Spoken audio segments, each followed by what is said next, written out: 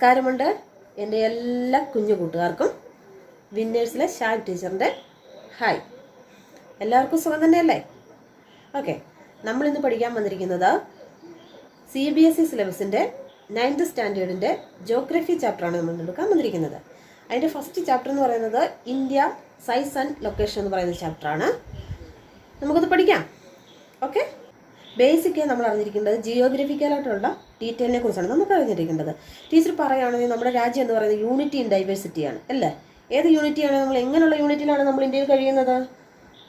അതായത് നമ്മുടെ രാജ്യത്തെ വിശേഷിപ്പിക്കാനാണെങ്കിൽ നമ്മുടെ ഭാഷയിലാണെങ്കിലും നമ്മുടെ ആളുകളുടെ വസ്ത്രധാരണത്തിലാണെങ്കിലും ആളുകളിലാണെങ്കിലും ഒരുപാട് പ്രത്യേകതയുണ്ട് അല്ലേ? അതുകൊണ്ട് നമുക്ക് ഇന്ത്യ എന്തെന്ന് പറയാം? എന്തൊക്കെയാന്ന് പറഞ്ഞാലും ഇന്ത്യ ഒരു കൊച്ചു കുടക്കയിലാണ് നമ്മളെല്ലാവരും കഴിഞ്ഞിരിക്കുന്നത് അല്ലേ? വേറൊരു പ്രത്യേകത എന്ന് വെച്ച് കഴിഞ്ഞാൽ ഒരു ഏൻഷ്യൻ സിവിലൈസേഷൻ ഉള്ള ഒരു കൺട്രിയാണ് നമ്മുടെ രാജ്യം എന്ന് പറയുന്നത്. അതുകൊണ്ട് India is one of the ancient civilisation in the world എന്നാണ് അറിയപ്പെടുന്നത്. ഏകദേശം 50 വർഷക്കാലത്തോളമായി നമ്മുടെ ഇന്ത്യ എന്ന് പറയുന്നത് സോഷ്യോ ഇക്കണോമിക് ഡെവലപ്മെൻറ്റിൽ ഒരുപാട് നേട്ടങ്ങൾ കൈവരിച്ചുകൊണ്ടിരിക്കുന്ന ഒരു കൺട്രിയാണ് നമ്മുടെ ഇന്ത്യ എന്ന് പറയുന്നത്. ഏതെല്ലാം ഫീൽഡിലായിരിക്കാം? എക്സാമ്പിൾ പറയുകയാണെന്നുണ്ടെങ്കിൽ അഗ്രികൾച്ചർ, ഇൻഡസ്ട്രിയൽ, ടെക്നോളജിയിൽ, ഇതിലെല്ലാം നമ്മുടെ ഇന്ത്യ ഒരുപാട് അഭിമാനം കൊള്ളുന്നുണ്ട്. ഈ മേഖലയിലെല്ലാം തന്നെ അല്ലേ? ഇത് ഇന്ത്യയുടെ ഒരു പ്രത്യേകതയെക്കുറിച്ചാണ് ഞാനിതിപ്പോൾ പറഞ്ഞത്. ഇനി നമുക്ക് പഠിക്കേണ്ടതല്ല, നമുക്ക് ജിയോഗ്രഫിക്കലായിട്ടുള്ള മാറ്റേഴ്സിലേക്ക് നമുക്കതല്ലേ വേണ്ടത്. അതിൽ ഇമ്പോർട്ടൻ്റ് ആണ് ഇന്ത്യയുടെ ലൊക്കേഷൻ എന്ന് പറയുന്നത്. ചാപ്റ്ററിൻ്റെ പേര് തന്നെ സൈസ് ആൻഡ് ലൊക്കേഷനാണ്. അപ്പോൾ നമ്മുടെ ഇന്ത്യയുടെ ലൊക്കേഷനെ കുറിച്ചാണ് പഠിക്കുന്നത്. നിങ്ങൾ വേൾഡ് മാപ്പിനകത്ത് നിങ്ങൾ ഗ്ലോബ് കണ്ടിട്ടുള്ളവരാണല്ലോ കൂട്ടുകാരെല്ലാം. അതിനകത്ത് ഇന്ത്യയുടെ സ്ഥാനം നമുക്ക് കാണാമല്ലോ. രൂപം വെച്ചാണെങ്കിലും നമുക്ക് ഇന്ത്യയുടെ സ്ഥാനം മനസ്സിലാക്കാം. നമുക്ക് അതുപോലെ തന്നെ ഒരു കൺട്രിയല്ല, ഒന്നിൽ കൂടുതൽ കൺട്രിയാണ് അതിനകത്തുള്ളത് അല്ലേ? ആ ഓരോ കൺട്രിയെയും ഐഡൻറ്റിഫൈ ചെയ്യാൻ വേണ്ടി ഒരു ഇമേജിങ് ലൈൻസ് അതിനകത്തുണ്ട് അല്ലേ? അതിനെ നമുക്ക് എന്ത് പേരിലറിയപ്പെടാം? കൂട്ടുകാരെ തന്നെ പറയാം, നിങ്ങൾ കഴിഞ്ഞ ക്ലാസ്സിലൊക്കെ പഠിച്ചിട്ടുള്ളതാണ്. ഏതാണ് ആ ഇമാജിൻ ലൈൻസിന് പറയുന്ന പേരാണ് ലാറ്റിറ്റ്യൂഡ് ആൻഡ് ലോങ്ജിറ്റ്യൂഡ് എന്ന് പറയുന്നത്. ഓൾറെഡി അത് എർത്തിനകത്ത് കാണപ്പെടുന്ന ഒരു ലൈനാണോ?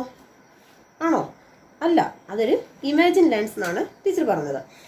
അതിനകത്ത് വെർട്ടിക്കലി ലൈൻസും, നിങ്ങൾ ഈ കൊടുത്തിരിക്കുന്ന ഫിഗർ ഒന്ന് നോക്കിയേ, അതിനകത്ത് നോക്കണ്ടോ ലോങ്ജിറ്റ്യൂഡും ലാറ്റിറ്റ്യൂഡും കൊടുത്തിട്ടുണ്ടല്ലോ. അതിനകത്ത് വെർട്ടിക്കലി ലൈൻസിനെയാണ് നമ്മൾ എന്തെന്ന് വിളിക്കുന്നത്? ലോങ്ജിറ്റ്യൂഡ് എന്നും, ഹൊറിസോണ്ടലി ലൈൻസിനെയാണ് നമ്മൾ ലാറ്റിറ്റ്യൂഡ് എന്നും സൂചിപ്പിക്കുന്നത്. ഇത് രണ്ടും എർത്തിനെയും ഡിവൈഡ് ചെയ്തിരിക്കുന്നത് എന്തിലൂടെയാണ്? രണ്ട് ലൈൻസ് ആണ്. നമുക്ക് ഐഡന്റിഫൈ ചെയ്യാൻ വേണ്ടി രണ്ട് ലൈൻസിലൂടെയാണ് അതിനെ ഡിവൈഡ് ചെയ്തിരിക്കുന്നത്. 7th ലാർജസ്റ്റ് കൺട്രിയാണ് നമ്മുടെ ഇന്ത്യ എന്ന് പറയുന്നത്. അതെല്ലാവർക്കും അറിയാമല്ലോ, കൂട്ടുകാർക്കെല്ലാം അറിയാവുന്ന കാര്യമല്ലേ? നമുക്ക് എർത്തിനെ ഒരു ഇക്വേറ്റർ വെച്ച് രണ്ടായിട്ട് ഡിവൈഡ് ചെയ്ത 2 ഹെമിസ്ഫിയർ കിട്ടുമെന്നുള്ളതും നമ്മൾ കഴിഞ്ഞ ക്ലാസ്സിൽ പഠിച്ചിട്ടുള്ളതാണ്. അത് ഏതൊക്കെയാണ് 2 ഹെമിസ്ഫിയർ എന്ന് പറഞ്ഞാൽ? നിങ്ങൾ പഠിച്ചിട്ടുള്ളേ? കുട്ടികളെ പറ. Northern hemisphere and southern hemisphere. നമ്മൾ ഏത് ഹെമിസ്ഫിയറിലാണ് താമസിക്കുന്നത്? നമ്മൾ നോർത്തേൺ ഹെമിസ്ഫിയറിലാണ് നമ്മൾ താമസിക്കുന്നത്. അതായത് ഇന്ത്യ ഒരു നോർത്തേൺ ഹെമിസ്ഫിയർ, അതായത് ഏഷ്യ എന്ന കോണ്ടിനെന്റിലാണ് നമ്മൾ താമസിക്കുന്നത് അല്ലേ? ഇനി ഇന്ത്യ ഏത് ലാറ്റിറ്റ്യൂഡ് മുതൽ ഏത് ലാറ്റിറ്റ്യൂഡ് വരെയും ഏത് ലോഞ്ചിറ്റ്യൂഡ് മുതൽ ഏത് ലോഞ്ചിറ്റ്യൂഡ് വരെയും എക്സ്റ്റെൻഡ് ചെയ്ത് കിടക്കുന്നു എന്ന് നമുക്ക് നോക്കാം. അതാണ് നമ്മുടെ ചാപ്റ്ററിൻ്റെ പ്രത്യേകത എന്ന് പറയുന്നത്. നമുക്ക് നോക്കാം. Mainland extend between 8°4' N. 4 കഴിഞ്ഞ് ഒരു അപ്പോസ്ട്രഫി കൊടുത്തിട്ടുണ്ട്, അത് മിനിറ്റിനെ സൂചിപ്പിക്കുന്നതാണ്. And 37°6' N. അതായത് ഇന്ത്യയുടെ ലാറ്റിറ്റ്യൂഡ് എന്ന് പറയുന്നത് എത്രയാണ്? 8°4' നോർത്തും 37°6. ലോങ്ജിറ്റ്യൂഡ് എക്സ്റ്റെൻഡ് നോക്കാം. 68°7' E ആൻഡ് 97°25' E വരെയാണ് ലോങ്ജിറ്റ്യൂഡ് ഡിഗ്രി ഉള്ളത്. അതായത് ലാറ്റിറ്റ്യൂഡ് ഡിഗ്രി എന്ന് പറയുന്നത് നോർത്ത് സൗത്ത് ഡിസ്റ്റൻസും ലോങ്ജിറ്റ്യൂഡ് എന്ന് പറയുന്നത് ഈസ്റ്റ് വെസ്റ്റ് ഡിസ്റ്റൻസുമാണ്. ഓക്കെ, നമുക്കിനി ഇമ്പോർട്ടൻ്റ് ലാറ്റിറ്റ്യൂഡ് ഏതൊക്കെയാണെന്ന് നോക്കാം. ഫിഗർ നോക്കിക്കോളൂ. ഏതൊക്കെയാണ് നിങ്ങൾ പഠിച്ചിട്ടുള്ളതല്ലേ? കഴിഞ്ഞ ക്ലാസ്സുകളിലൊക്കെ പഠിച്ചിട്ടുള്ളതാണ്. നമ്മുടെ ലാറ്റിറ്റ്യൂഡ് ഏതൊക്കെയാണ്? ഇക്വേറ്റർ, ട്രോപ്പിക്കൽ ഓഫ് ക്യാൻസർ, പിന്നെ ട്രോപ്പിക്കൽ ഓഫ് കാബ്രിയൻ, പിന്നെ ആർട്ടിക്കൽ സർക്കിൾ, അന്റാർട്ടിക് സർക്കിൾ പഠിച്ചിട്ടുള്ളതല്ലേ. ഇതിൽ ഇമ്പോർട്ടൻ്റ് ആയിട്ടുള്ളതാണ് നമുക്ക് പഠിക്കാനുള്ള ട്രോപ്പിക്കൽ ഓഫ് ക്യാൻസർ എന്ന് പറയുന്നത്. അത് ഇന്ത്യയുടെ ഡിവൈഡ് ചെയ്തിട്ടുള്ള പകുതിയാണ്. ഏതവിടെ എത്ര ഡിഗ്രിയാണെന്നറിയാമോ? 23 ഡിഗ്രി ഹാഫിലാണ് അറിയപ്പെടുന്നത്. ഇനി നിങ്ങൾ ഇന്ത്യയുടെ ഫിഗർ ഒന്ന് എടുത്ത് നോക്കിയേ. ഇന്ത്യയുടെ ഫിഗറിൻ്റെ ഏറ്റവും താഴെയായിട്ട് 2 ഐലൻഡുകൾ വരുന്നുണ്ട്. അത് ഏതൊക്കെയാണ്? അത് നമ്മുടെ ഇന്ത്യയിൽ ഉൾക്കൊള്ളിച്ചിട്ടുള്ള ഇൻക്ലൂഡ് ചെയ്ത് വരുന്ന 2 ഐലൻഡാണ് അറേബ്യൻ സീയിലുള്ള ലക്ഷദ്വീപും ബേ ഓഫ് ബംഗാളിലുള്ള ആൻഡമാൻ നിക്കോബാറും. ഇത് 2 ഇന്ത്യയുടെ പാർട്ടാണ്. ലക്ഷദ്വീപിലെ ലാംഗ്വേജ് എന്ന് വെച്ചാൽ നമ്മൾ സംസാരിക്കുന്ന തനി മലയാള ഭാഷയാണ് അവിടെ അവർ യൂസ് ചെയ്യുന്നത്. നന്നായിട്ട് സംസാരിക്കും. നമ്മുടെ ഏറ്റവും വലിയ കൺട്രി എന്ന് പറയുന്നത് ഏതാണ്? നമ്മുടെ ഏറ്റവും വലിയ കൺട്രി എന്ന് പറയുന്നത് റഷ്യയാണ്. നിങ്ങൾക്ക് എല്ലാവർക്കും അറിയാവുന്ന കാര്യമാണ്. 2.4% ലാൻഡ് ഇന്ത്യയിലുണ്ട്. ലാൻഡ് ആയതുകൊണ്ട് ഇന്ത്യക്ക് ഒരു ബൗണ്ടറി കാണും അല്ലേ? ഇന്ത്യയുടെ ബൗണ്ടറി എന്ന് പറയുന്നത് എത്രയാണ്? ഇന്ത്യയുടെ അയൽ രാജ്യങ്ങൾ കാണുമല്ലോ. ഇന്ത്യ, പാകിസ്ഥാൻ രാജ്യങ്ങളുണ്ടല്ലോ. അതുപോലെ ഒരുപാട് അയൽ രാജ്യങ്ങളുണ്ട്. ഇന്ത്യയുടെ ബൗണ്ടറി എന്ന് പറയുന്നത് ഏകദേശം 50,200 കിലോമീറ്റർ ആണ്. ഇനി ഇന്ത്യ ഒരു കോസ്റ്റൽ ലെങ്ത് ആണ് അല്ലേ? കോസ്റ്റൽ ലെങ്ത് ഉള്ള രാജ്യമല്ലേ ഇത്? ഇന്ത്യയുടെ പകുതി കഴിഞ്ഞ് സൗത്ത് ഇന്ത്യയിലേക്ക് വരുമ്പോൾ കോസ്റ്റൽ ഏരിയ ഉണ്ട് അല്ലേ? അതിൻ്റെ ലെങ്ത് എന്ന് പറയുന്നത് 7,516.6 കിലോമീറ്റർ ആണ്. അതിനകത്ത് mainland include Andaman and Nicobar, ലക്ഷദ്വീപാണ്. അത് ഞാൻ പ്രത്യേകം പറയേണ്ട കാര്യമില്ലല്ലോ. ഇതാണ് നമ്മുടെ ഇന്ത്യയുടെ സൈസ് റിലേറ്റഡ് എന്ന് പറയുന്നത്. എത്രയാണ് പറഞ്ഞത്? നമ്മുടെ ഇന്ത്യയുടെ ബൗണ്ടറി എന്ന് പറയുന്നത് എത്രയാണ്? 50,200 and 2,000 കിലോമീറ്ററും പിന്നെ ഇന്ത്യയുടെ ലാൻഡ് കോസ്റ്റൽ ലാൻഡ് ലെങ്ത് എന്ന് പറയുന്നത് എത്രയാണ്? 7,560.6 കിലോമീറ്റർ ആണ്. India is 7th largest country of the world. India has a land boundary about 50,200 kilometers and the total length of the coastal line of the mainland including Andaman and Nicobar, Lakshadweep is 7,560.6 kilometers. ഇനി ഇന്ത്യയുടെ geographical ഫീച്ചേഴ്സിലേക്ക് നോക്കാം. നിങ്ങൾ ഇന്ത്യയുടെ figure നോക്കിയേ. അതിൻ്റെ ടോപ്പിൽ Jammu Kashmir and Himachal Pradesh region ആണ് കാണപ്പെടുന്നത്. അവിടെ ഫോൾഡ് മൗണ്ടൻ ആണുള്ളത്. അതായത് നോർത്ത് ഈസ്റ്റ്, നോർത്ത് വെസ്റ്റ്, അതായത് ഹിമാലയം മൗണ്ടൻ ആണ് കാണപ്പെടുന്നത്. ഇവിടെയെല്ലാം ഫോൾഡ് മൗണ്ടൻസ് ആണുള്ളത്. ഇന്ത്യക്ക് താഴെ സൗത്ത് ഇന്ത്യയിലേക്ക് വരുമ്പോൾ അതിൻ്റെ 3 പാർട്സ് എന്താണ്? വെള്ളത്താൽ ചുറ്റപ്പെട്ട് കിടക്കുകയാണ് അല്ലേ? സബ് കോണ്ടിനെൻ്റൽ എന്ന് പറയുന്നത്. അതായത് 2 സീസ് ഉണ്ട് അവിടെ. നമ്മൾ പഠിച്ചിട്ടുള്ള Arabian Sea and Bay of Bengal. Arabian Sea എന്ന് പറയുന്നത് ലക്ഷദ്വീപും ബേ ഓഫ് ബംഗാൾ എന്ന് പറയുന്നത് ആൻഡമാൻ നിക്കോബാർ. ടൈം ഡിസ്റ്റൻസിനെ കുറിച്ച് പറയാം. അതായത് നിങ്ങളുടെ ഇന്ത്യയുടെ ഫിഗർ നോക്കിയേ. ഏറ്റവും മുകളിൽ അരുണാചൽ പ്രദേശ്, ഗുജറാത്ത് അല്ലേ? അരുണാചൽ പ്രദേശും ഗുജറാത്തുമാണ്. നമുക്ക് ഇവിടെ ടൈം ഡിഫറൻസ് വരുന്നത് അരുണാചൽ പ്രദേശിൽ സൺ റേസ് ചെയ്യുന്നത് ഫസ്റ്റിലായിരിക്കും. എന്നാൽ ഗുജറാത്തിൽ 2 hours ലേറ്റ് ആയിട്ടായിരിക്കും. എന്തുകൊണ്ടായിരിക്കും അങ്ങനെ സംഭവിക്കുന്നത്? അവിടെ ഈ 2 hours ഡിഫറൻസ് ഉണ്ടെങ്കിലും നമ്മുടെ ഇന്ത്യൻ സ്റ്റാൻഡേർഡ് ടൈം കറക്റ്റ് ആയിരിക്കും. അതെന്തുകൊണ്ടായിരിക്കും അങ്ങനെ വരുന്നത്? ഞാൻ നേരത്തെ പഠിപ്പിച്ചിട്ടില്ലേ നിങ്ങൾക്ക്? ലോങ്ജിറ്റ്യൂഡ് പഠിപ്പിച്ചിട്ടില്ലേ? അതായത് ഇന്ത്യയുടെ സെൻട്രൽ കൂടിയാണ് ഇത് കടന്നു പോകുന്നത്. എത്ര ഡിഗ്രി ആയിരിക്കും? 82 ഡിഗ്രി ആയിരിക്കും ഇന്ത്യയുടെ ലോങ്ജിറ്റ്യൂഡ് എന്ന് പറയുന്നത്. അതുകൊണ്ടാണ് അവിടെ നമുക്ക് ടൈം കറക്റ്റായിട്ട് അറിയാൻ പറ്റുന്നത്. മനസ്സിലായോ? അതായത് ടൈം ഡിഫറൻറ്റ് എപ്പോഴും ഹൊറിസോണ്ടലായിട്ടായിരിക്കും അത് പാസ് ചെയ്ത് പോകുന്നത്. ടൈം ഡിസ്റ്റൻസ് വെച്ചുകൊണ്ട് നമുക്ക് ടെക്സ്റ്റിനകത്ത് ഒരു ക്വസ്റ്റ്യൻ ടീച്ചർ പറയാം. എഴുതിയെടുത്തോളൂ. The sun rises 2 hours earlier in Arunachal Pradesh as compared to Gujarat in the west, but the watches show the same time. How does this happen? അതാണ് ഞാനിപ്പോൾ പറഞ്ഞത്. എന്തുകൊണ്ടാണ് അങ്ങനെ സംഭവിക്കുന്നുള്ളത്? Answer: this is because from Gujarat Arunachal Pradesh there is delay of 2 hours. Hence time along the standard meridian of India ഏതാണ്? 82 degree 30 degree ഈസ്റ്റിലാണ്. Passing through Mirzapur, ഉത്തർപ്രദേശാണ്. Is taken as the standard time for the whole country. The latitudinal extend influence the duration of day and night as one move from south to north. നമ്മൾ മുമ്പേ പറഞ്ഞതിൻ്റെ ഒരു short question ആണ്. അത് teacher പറഞ്ഞത് നിങ്ങൾ എഴുതിയെടുക്കുക. ഇതിൻ്റെ ആൻസർ എന്ന് വെച്ചാൽ ഗുജറാത്തിൽ നിന്ന് അരുണാചൽ പ്രദേശത്തേക്ക് 2 hours കാലതാമസം ഉണ്ടെന്നാണ് പറഞ്ഞത്. അതിനാൽ സ്റ്റാൻഡേർഡ് മെറിഡിയൻ എന്ന് പറയുന്നത് ഇന്ത്യയിൽ 82°30 ആണ് അല്ലേ.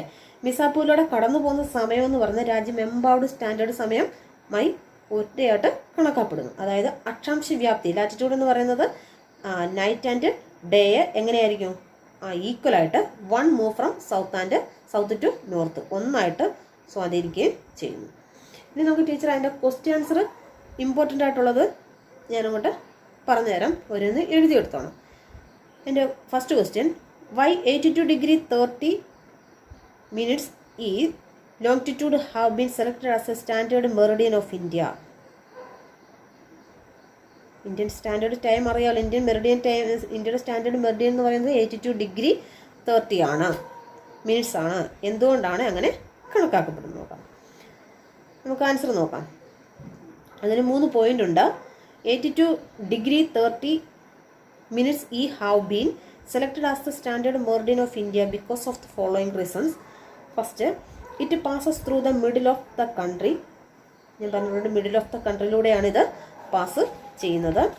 Second, in every time zone the local time of middle longitude is adapted as the standard meridian as 82°30 is easily divisible by 7°30 it is selected as the standard meridian of India. അതായത് ഇത് 82°30 എളുപ്പത്തിൽ വിഭജിക്കാനായതിനാൽ ഇത് Indian standard meridian of ഇന്ത്യയായി തിരഞ്ഞെടുക്കപ്പെടുന്നു. Third one, the avoid confusion of local time of every place 82°30 have been taken as the standard meridian of India. അതായത് ഓരോ സ്ഥലത്തിൻ്റെയും ആശയക്കുഴപ്പങ്ങളൊക്കെ confusions ഒഴിവാക്കാൻ വേണ്ടിയാണ് 82°30 ഈസ്റ്റിൽ അല്ലേ, ഈസ്റ്റിൽ എന്ത് ചെയ്യുന്നത് ഇന്ത്യയുടെ സ്റ്റാൻഡേർഡ് മെറിഡിയനായിട്ട് കണക്കാക്കപ്പെടുന്നത്. അത് കൺഫ്യൂഷൻ തീർക്കാൻ വേണ്ടിയാണ്.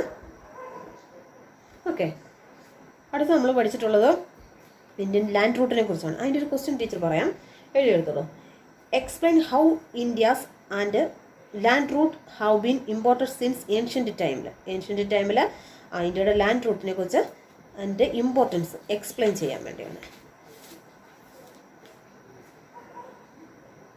അതിൻ്റെ first, these routes have contributed in the exchange of idea and commodity since ancient time മുതൽ അതായത് commodity and exchange main contributor of land route of India ഒരുപാട് ലാൻഡ് റൂട്ട് നടത്തിയിട്ടുണ്ട്. അതെന്തൊക്കെയാണെന്ന് നമുക്ക് നോക്കാം. അതിൽ these various passes across the mountain in the north have provided passes to the ancient travels. അവർ ഒരുപാട് ancient travels നടത്തിയിട്ടുണ്ട്. അതിൻ്റെ ഒരു 3 പോയിന്റ്സ് ഉണ്ട്. നമുക്ക് ഏതൊക്കെയാണെന്ന് നോക്കാം. These routes have contributed in the exchange of idea and commodities since ancient ടൈമിൽ അവർ exchange of idea and commodities contribute ചെയ്തിട്ടുണ്ട്. Next one, the idea of Upanishad and the Ramayana, the story of Panchatantra, the Indian numerals and decimal system thus could reach many parts of the world. അതായത് പഞ്ചതന്ത്രങ്ങളും രാമായണം ഉപനിഷത്തുകളും കൂടാതെ decimal and numerical ഇതും അവർ ഉപയോഗിച്ചിരുന്നു. Next one, the spices muslin and other merchandise were taken from Indian to different countries. 2 നൂറ്റാണ്ടുകളിലായി അവർ എന്ത് ചെയ്തിട്ടുണ്ട്, merchandise ചെയ്തിട്ടുണ്ട്. 2 എണ്ണമാണ് സ്പേസസ് ആൻഡ് മസ്ലിം മീൻസ് മിനുസ തുണി എന്ന് പറയും, പട്ടു തുണി പോലത്തെ മിനുസ തുണി എന്നും പറയും, നേർത്ത തുണി എന്നും ഇതിനെ വിശേഷിപ്പിക്കും. The influence of Greek sculpture and the architecture styles of dome and minerals from West Asia can be seen in different parts of our country. അതുപോലെ തന്നെ ഗ്രീക്ക് സ്കൾപ്ചറും ആർക്കിടെക്ചർ സ്റ്റൈൽസും ഡം ആൻഡ് മിനാരൽസ് അതായത് മിനാരങ്ങളും താഴികക്കുടങ്ങളും സ്കൾപ്ചേഴ്സുകളും എല്ലാം വെസ്റ്റ് ഏഷ്യയിലെ ഡിഫറെൻറ്റ് പാർട്സ് ഓഫ് അവർ കൺട്രീസായിട്ട് യൂസ് ചെയ്തിട്ടുണ്ട്. അതിൻ്റെ first, these routes have contributed in the exchange of idea and commodity since ancient time മുതൽ അതായത് commodity and ideas times exchange ചെയ്യാൻ ഇന്ത്യ ലാൻഡ് റൂട്ട് കോൺട്രിബ്യൂട്ട് ചെയ്തിരുന്നു. Next one, The ideas of an Upanishad and the Ramayana, the story of Panchatantra, the Indian numeral and decimal system reached many parts of the world. അതും teacher പറഞ്ഞിട്ടുള്ളതാണ്. ഇതെല്ലാം നമ്മൾ India ഒരു കാലത്ത് ഉപയോഗിച്ചിരുന്നു. Next one, the spices muslin and other merchandise were taken from India to different countries. രണ്ട് വ്യത്യസ്ത നൂറ്റാണ്ടുകളിലാവട്ടെയാണ് India ഇത് മർച്ചേഡ് ചെയ്തത്. The influence of Greek sculpture and the architectural styles of dumb and minerals from West Asia can be seen in different parts of our country. അല്ലേ, ഇത് നമ്മുടെ different കൺട്രീസിലൊക്കെ different parts of കൺട്രിയിലൊക്കെ ഇതെല്ലാം, അതായത് സ്കൾപ്ചേഴ്സും dome സ്റ്റൈലും പിന്നെ എങ്ങനെ ആർക്കിടെക്ചർ, മിനറൽസ്, ഇതെല്ലാം നമ്മുടെ ഡിഫറെൻറ്റ് കൺട്രീസിൽ വിവിധ ഭാഗങ്ങളിലായിട്ട് ഉപയോഗിച്ചു. ഓക്കെ, പിന്നെ ടീച്ചർ ഒരു ക്വസ്റ്റ്യൻ അതിനെ പഠിപ്പിച്ച കൂട്ടത്തിൽ ഞാൻ പറഞ്ഞു തരുന്നത്, the sun rises of the 2 hours earlier in the Arunachal Pradesh compared as the Gujarat in the west about the watches show the same time. How does to happen? അത് ഞാൻ പറഞ്ഞു തന്നിട്ടുള്ളതാണ് ഇതിനു മുമ്പ്. അത് നിങ്ങൾ എഴുതിയെടുത്തോണം. ഓക്കെ, ഇത്രയാണ് ഈ ചാപ്റ്ററിനകത്ത് പഠിക്കാനുള്ളത്. ഇത്രയും നിങ്ങൾ പഠിച്ച് നന്നായി പഠിക്കുക. സംശയങ്ങളുണ്ടെങ്കിൽ കമൻസ് ചോദിക്കുക, ഞാനത് എക്സ്പ്ലെയിൻ ചെയ്ത് തരുന്നതായിരിക്കും. ഓക്കെ, എല്ലാവരും ലൈക്കും ഷെയറും കമൻസും ഒക്കെ കൊടുക്കുക. Okay, by.